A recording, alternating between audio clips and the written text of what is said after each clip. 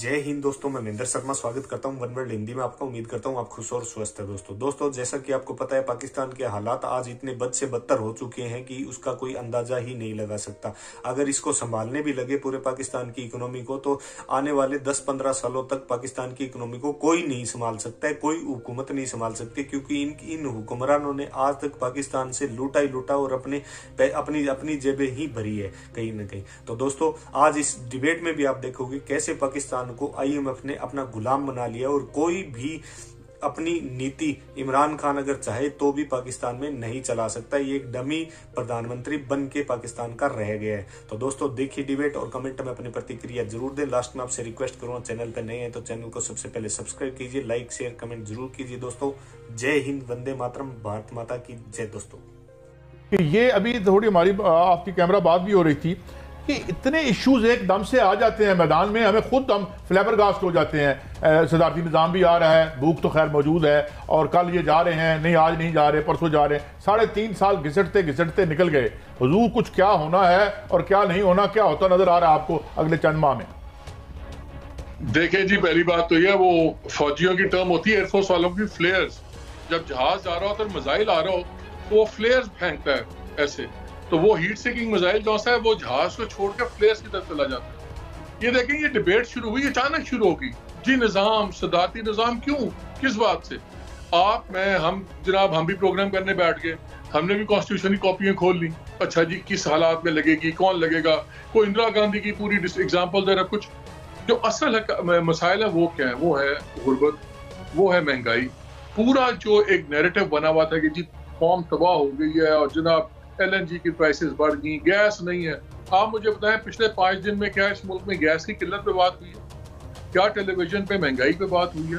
क्या miss governance के ऊपर बात हुई है? ये तीनों सब्जेक्ट जो सबसे बड़े मसाइल हैं, जिसपे पूरा माहौल खौफनाक आग लगी हुई थी। लगता है कि पिछले 8 दिन से 7 दिन से इस मुल्क में मसला ये है कि निज़ाम कौन सा होगा, इमरजेंसी कौन लगा सकता है, कौन नहीं लगा सकता।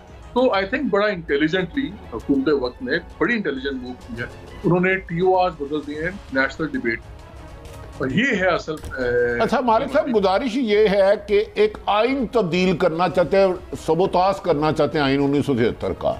असल इशू आपने फरमाया मुल्क दिवालिया होने जा रहा है, IMF ने आपको गुलाम बना लिया, इशारों पे चला रहा है, गवर्नर्स आपसे चल नहीं रही, करप्शन इंतहा पे है, पेट्रोल और बिजली की कीमतें हमारी गुफ्तगू से ज़्यादा तेज़ी से बढ़ रही हैं। इस सदारती निज़ाम जिसकी दूर तक कोई जवाब नहीं, कोई रीज़न नहीं, आपने भी आइन पढ़ा होगा, मैंने भी पढ़ा होगा, तो इसका स्क्रिप्ट राइटर है कौन? ये क्या आवाम से असल इशुओं पर तवज्जो हटाने के लिए लोगों को बेवकूफ़ बनाने की नाकाम कोशिश की जा रही है? भट्टी साहब, आपके सवाल में ही आपका जवाब खुद ही आपने दे दिया। आप मुझे बता दें कि जिस चीज की कोई मंतक ना हो और सिर्फ ये मंतक समझ आती हो कि ये बहस एक और तरफ चली जाए, तो उससे बेहतर एडवाइस जिसने भी दिया है घूमते वक्त, वो मेरा ख्याल है बड़ी जबरदस्त एडवाइस दी है और बड़ी हद तक कामयाब रहे। आप महंगाई की इशू चलेंगे, वो अब दोबारा एक मोमेंटम बनाना पड़ेगा। लेकिन देखिए ना, एहसन इकबाल साहब ने ट्वीट कर दिया, उसके ऊपर मैंने देखा 3-4 प्रोग्राम हुए कि कोई तो बात होगी कि पार्टी का सेक्रेटरी जनरल, सबसे बड़ी ऑपोजिशन पार्टी का सेक्रेटरी जनरल भी कर रहा है, तो इसका मतलब बातचीत चल रही है। मुझे आप बता दीजिए, कोई डेवलपमेंट, कोई इसकी लॉजिकल एक्सप्लेनेशन नहीं है किसी के पास। जैसे 2 चीजें शुरू हुई, 3 माह बड़े इंपॉर्टेंट। भाई 3 माह क्यों? कौन सी क़यामत आनी 3 माह में? क्या हो गया 3 माह में? In the mean time government ने अपनी उस दिन मिनी बजट भी पास करवा लिया नेशनल असेंबली से, आपने अपना स्टेट बैंक का बिल भी पास करवा लिया नेशनल असेंबली से, आपने 16 और जो से बिल से वो भी पास करवा लिए। तो उनका तो बिजनेस एज यूजुअल साथ साथ चल रहा है, लेकिन जो एक बहुत बड़ा प्रेशर कुकर में बन गया हुआ था, महंगाई कमर तोड़, ये वो, उसमें से हवा निकल गई। अब अपोजिशन को दोबारा इस गुब्बारे में हवा नए सिरे से। अच्छा मलिक साहब, एक बात इसके बाद मलिक साहब करेंगे। मलिक साहब, गुजारिश, हुकूमत के कुछ वुज़रा कह रहे हैं कि डील हो रही है, हम और आप कहें तो हम पे एलिगेशन लगता है, कहते हैं 4 लोग मिले हैं। इस बात में कोई हकीकत है? डू यू थिंक के शरीफ नून, मुस्लिम लीग नून शरीफ फैमिली के बगैर रह सकती है, पीपल्स पार्टी जरदारी खानदान के बगैर रह सकती है, और PTI इमरान खान के बगैर रह सकती है? इसमें कुछ हकीकत लगती है आपको इन गुफ्तगुओं में?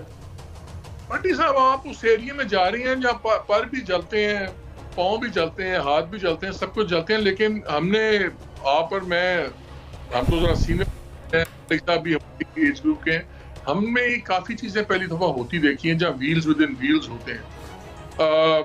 कुछ चीजों पे एजेंसीज की स्ट्रेटजीज होती हैं, कुछ पे सियासतदानों की स्ट्रेटजीज होती हैं। मेरा ख्याल है कि अभी अनफोल्डिंग सिचुएशन है। कल आपने एक सर्वे देखा, अचानक एक सर्वे आया बड़ा जबरदस्त, और उसमें कहा गया कि जी गुलजार साहब से ज्यादा तो परफॉर्मेंस किसी की नहीं। क्या बात है। और वो परफॉर्मेंस जो में से कोई नहीं ढूंढ सका, उन सर्वे वालों ने ढूंढ लिया। 50-60 लाख रुपया खर्चा, और मैंने उनको अपने प्रोग्राम में कल बुलाया और मैंने उनसे पूछा वो आपको किसने कमीशन किया? ये तो जी हमने किया। अच्छा जी, अपनी रिसोर्सेज से किया। चले मैं मान लेते हैं अगर आप कहते हैं। एक पैटर्न वो भी नजर आ रहा है। फिर हमने देखा कि पिछले हफ्ते बहस चल रही थी कि क्या होगा, बड़ी इंपॉर्टेंट, हमने देखा बड़ी इंपॉर्टेंट मीटिंग, यही एक पेज वाले झगड़े के ऊपर हमने देखा कि एक मीटिंग होती है प्राइम मिनिस्टर साहब की विद आर्मी चीफ। फिर अगले दिन वो डीजी आईएसआई के हेडक्वार्टर्स भी जाते हैं। ये वही डीजी आईएसआई हैं जिनकी अपॉइंटमेंट के ऊपर इतनी कॉन्ट्रडिक्शन हुई, कंट्रोवर्सी हुई, और उसके ऊपर झगड़े भी बने। सारा पेज पढ़ते पढ़ते लोगों ने कहा जी पेज फट गया सब कुछ। तो उनका जाने का मतलब ये था कि प्राइम मिनिस्टर उसको ओन कर रहे हैं और उसको वो लेजिटिमेसी दे रहे हैं। इसका मतलब है कि शायद पहली मीटिंग अच्छी हुई होगी जिसमें कुछ चीजें तय हुई होंगी। अब इस वक्त जैसे मैंने कहा बहुत फ्लूइड सिचुएशन है। ऑफिशियली तीनों क्वार्टर्स पे कुछ और बात मिलती है, जब अनऑफिशियली हम बैठे होते हैं, जनाब की बहुत ऐसी मीटिंग जब बैठते हैं तो कुछ तासुर और मिलता है।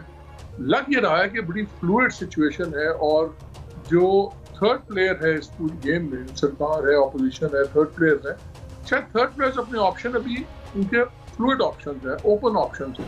अच्छा मालिक, मैं एक कमेंट चाह रहा हूँ, चारों हम क्योंकि जर्नलिस्ट हैं इसलिए ये सवाल भी है, कमेंट्री है, मेरी भी राय है, मैं चाह रहा हूँ चारों इस पर बोले।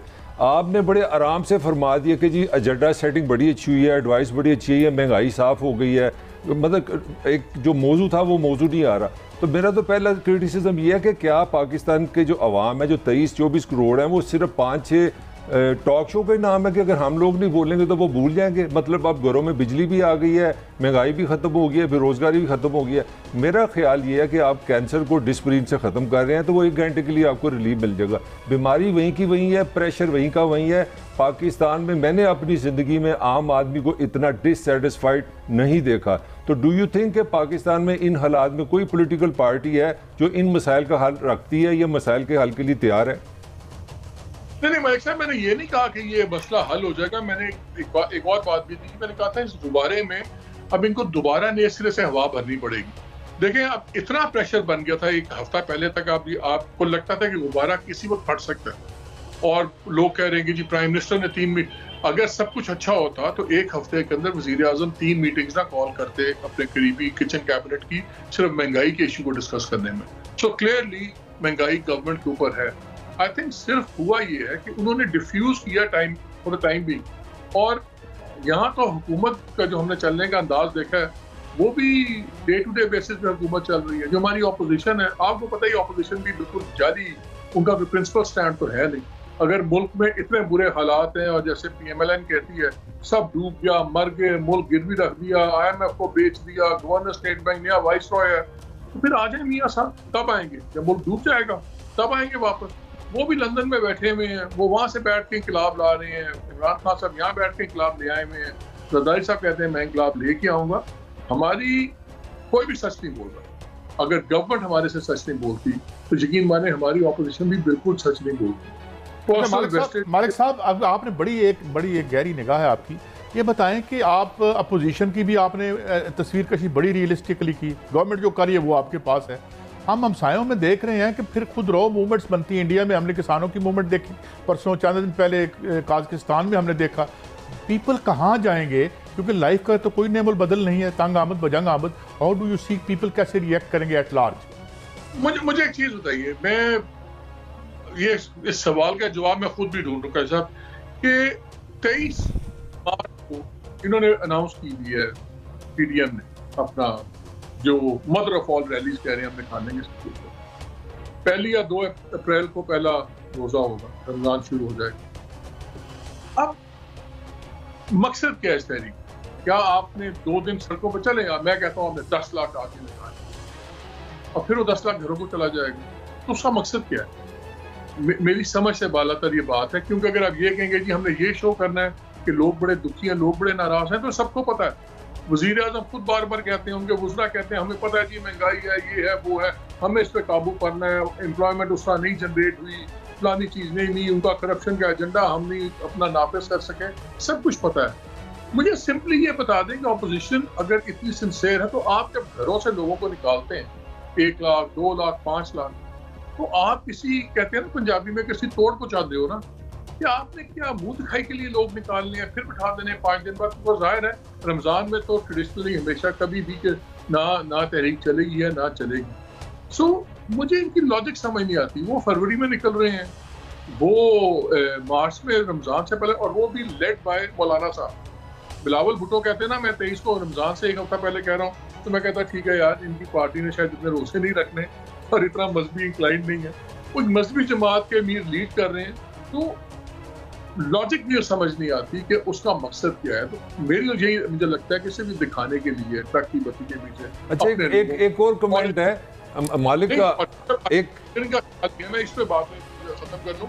अगर ये ख्याल है इनका कि हम इतने लोग दिखा देंगे तो इससे इंस्टीट्यूशन जो सा है उसका शायद कोई रवैया तब्दील हो जाएगा, तो मेरा नहीं ख्याल